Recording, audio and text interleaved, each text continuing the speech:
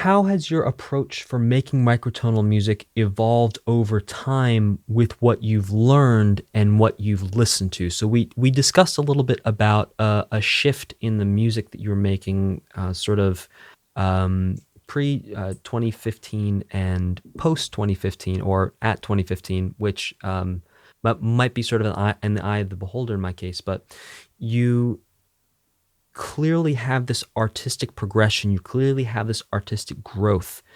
How did you first start trying to get into this? And then what are you doing now to continue and further this incredible exploration? Okay. Yeah, I think all composers benefit from listening and being omnivorous in your listening and trying to get as much in as possible, because the things that you listen to, you internalize, and the things that you internalize come out in your music.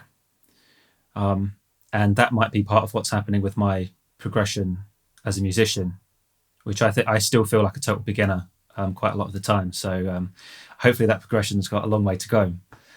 And I think in the beginning is, this rush to explore different things, and not quite discovering the depth of certain tunings.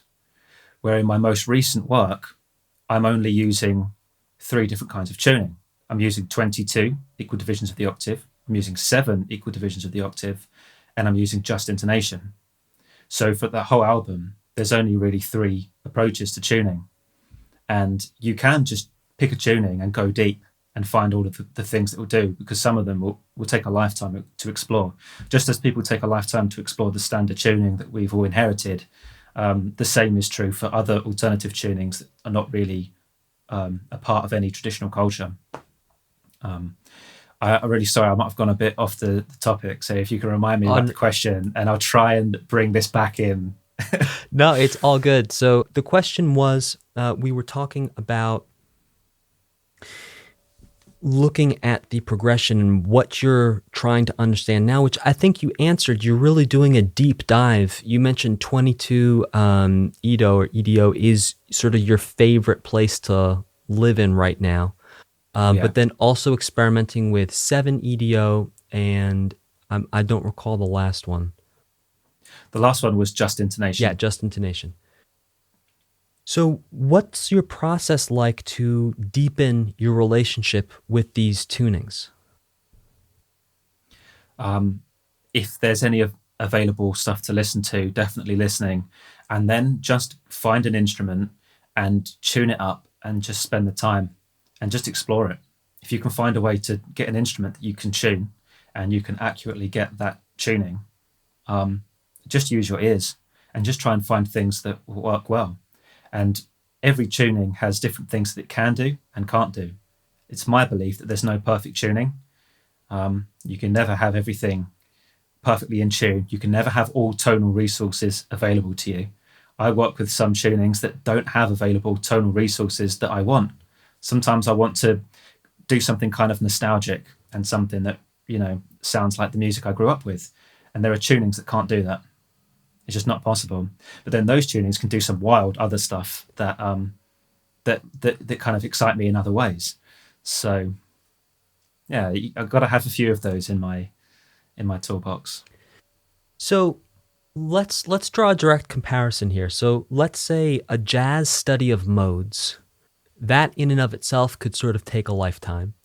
So are you doing any sort of breaking down permutation? And I know it's going to be different because when you're working with 22 notes in an octave, it's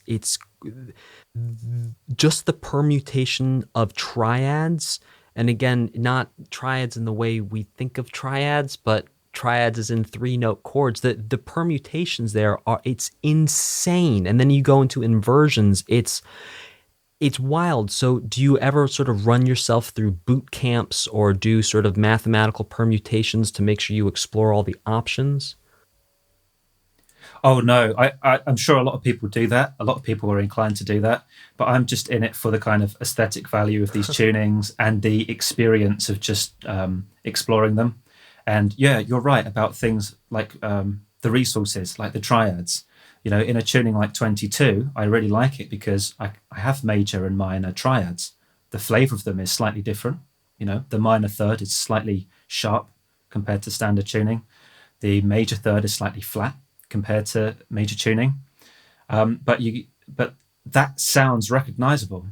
And if I was just playing a single chord, you'd think, oh yeah, that just sounds like normal music. It's where you have chord progressions, you end up in these unexpected places.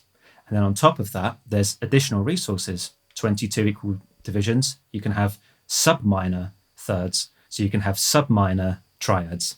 These sound like minor, but they're just a bit more grave. They're just a little bit more serious sounding. And you have super major triads as well, which sound extremely bright, kind of jarring, a little slightly out of tune sounding, very restless sounding, the super major triads, but they have their context as well. And I love exploring that stuff. I don't ever feel a pressure that I need to fully explore something, or that there might be little avenues that are untapped, because I can always find them at some point in the future. And even if I don't, someone else will, which I hope, because ultimately I want to hear more microtonal music. So I hope that people that maybe discover me or discover all kinds of other stuff, that discover traditional music that's been using microtones since the beginning of music, I want all these people to get inspired and make microtonal music, because I want to listen to it. I hope that doesn't sound very selfish, but I really want to hear it. It's always fascinating.